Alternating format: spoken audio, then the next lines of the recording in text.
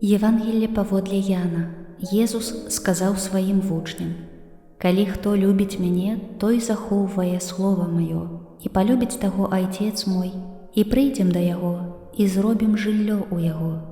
Хто не любіць мяне, той не захоўвае слоў маіх. А слова, якое вы чуеце, не маё, а Айца, які паслаў мяне.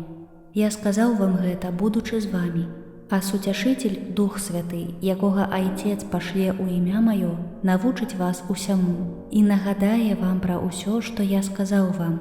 Спакой пакідаю вам, спакой мой даю вам. Не так, як дае свет, я вам даю.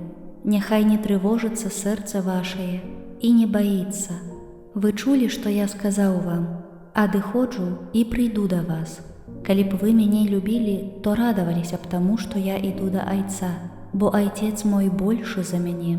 І цяпер я сказаў вам, перш чым гэта станецца, каб вы паверылі, калі гэта станецца».